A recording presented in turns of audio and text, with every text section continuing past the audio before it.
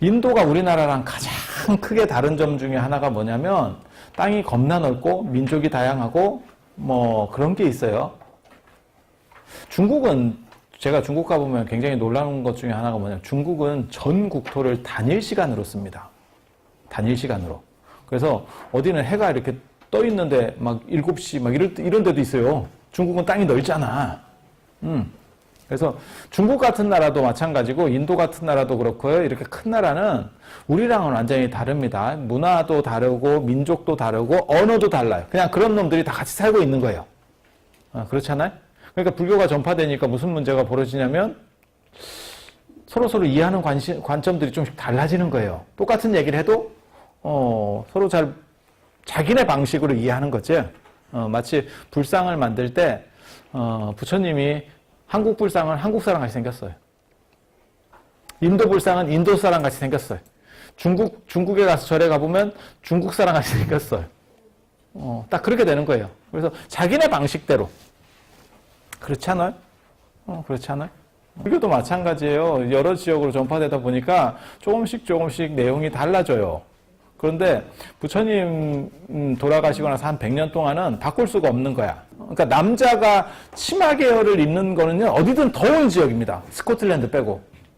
스코틀랜드는 왜 그렇게 입는지 내가 잘 모르겠어. 거기는 추운데. 뭐 이렇게. 그래서,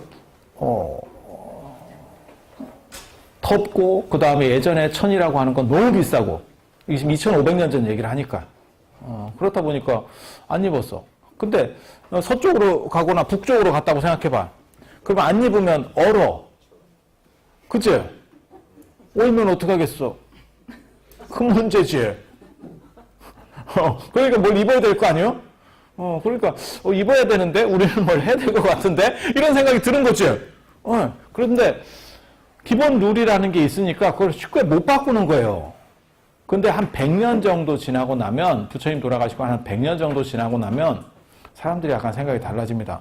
살살 바꿔야 되는 거 아니야? 도저히 감당을 못 해내는 거예요. 왜? 너무 멀리까지 가고, 그 다음에 또 뭐가 있냐면 권위가 무너져요. 불교의 권위가. 부처님 돌아가시고 한 100년까지는 어떤 일이 있었냐면, 이때까지는 오래 산 분은 부처님을 본 분이 있어요. 부처님 말년 제자로 그때 어렸던 사람이 있어.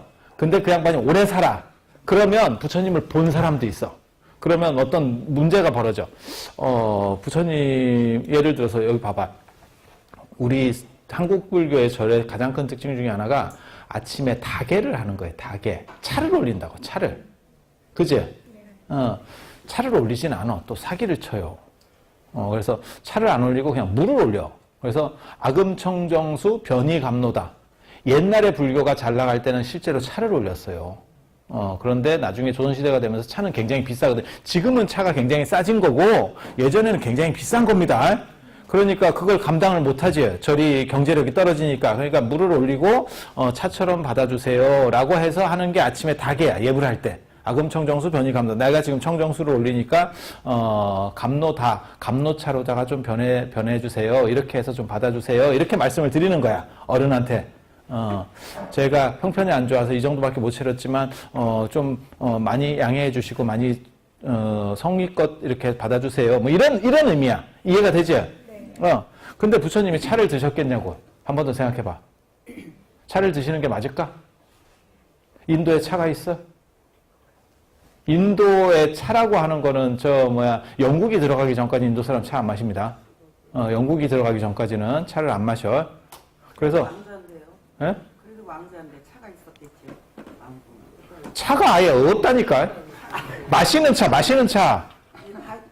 차가 아예 없다니까 그 나라에. 차 같은 음료가 있었겠죠. 그러니까 차는 없다니까요. 차는 중국에서 나오는 거예요. 중국이 원산지에. 차가 없다니까 아예. 뭐 마시려고 해도 없어. 없어. 그럼 뭐 먹었을 것 같아? 자, 뭐 먹었을 것 같아? 그 차 대신에 뭔가를 마셨겠지. 물 먹기는 조금 그렇잖아. 우유 같은 거 먹지. 예. 왜냐면 유목 문화니까 그래서 부처님이 깨닫기도 전에 우유죽을 드시고 깨달음을 얻고 뭐 이런 얘기 나오거든. 그리고 우유 중에서도 진짜 좋은 우유가 뭐냐면 요구르트예요. 요즘으로 말하면 요거트 같은 거. 그게 있다고. 유목문화에서는 그게 옛날부터 있다고. 그게 왜 그러냐면 대상들이 옛날에 우유 같은 거를 이렇게 낙타 주머니 같은데, 그러니까는 동물 이런 장기 같은데, 위 같은데다가 넣어서 가. 돼지 오줌포 같은데 쉽게 말해서 넣어서 가. 그렇게 해서 더운 지역을 가다 보면 나중에 이게 분리가 된다고, 천연적으로. 그러면 요구르트도 되고 뭐가 나오냐면 치즈가 만들어지는 거예요. 그게 치즈의 발견이거든. 이해되지? 그래갖고 상했나? 이래갖고 하는데 상한 거하고 좀 다르지? 아니 집에 우유도 놔두면 그런 경우 있어요. 저도 그런 거 경험했었거든요. 마시다가 놨는데 어떤 때는 치즈가 되더라고. 아니 보통 때는 상할 때도 있고 향이 달라요. 향을 딱 보면 이게 상했을 때는 시큼한 향이 나고, 그 다음에 치즈가 되면 향이 고소해집니다. 그런 게 있어. 그런 게 있어. 안 아파. 근데 아무튼 그런 유제품을 드신 거예요. 근데 그런 유제품 드시는 양반이 차를 마시면 어떤 생각이 들 것 같아요? 이게 뭐요? 이렇게 되겠지. 근데 왜 우리는 그러면 우유를 안 올리고 부처님한테 차를 올리려고 할까? 우리는 우유 마시는 문화가 없었잖아. 최근에 우유 마셨잖아. 그러니까 여러분 어렸을 때만 해도 우유는 뭐 마시는 게 아니었었죠. 그렇지 않아?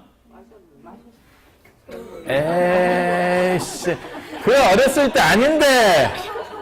그게 무슨 서울을 병우 나올 때만 해도 그게 언젠데, 우리 어렸을 때인데. 그러면 지금 뭐 같은 나이라는 얘기요? 훨씬 사가 보이는데? 서울우유라는 회사가 창립되기 전 사람들 같은데 지금. 그래서 이거는 최근 문화잖아. 우리는 최근 문화잖아. 그렇잖아요? 그래서 여러분들 같은 경우가 지금도 겪는 문제 중에 하나가 뭐냐면 우유를 먹으면 설사를 하는 게 안 먹어버릇해서 그래요. 그리고 저 같은 경우는 저는 사실 우유 세대거든요. 그래서 우유를 먹어도 설사를 안 합니다. 아니 어렸을 때부터 계속 먹으면 그렇다니까. 여러분 애들도 마찬가지일 거예요. 우유 먹는다고 설사 안 해요. 관장을 하지. 우유가 아니고 관장을 하지. 근데 그 긍정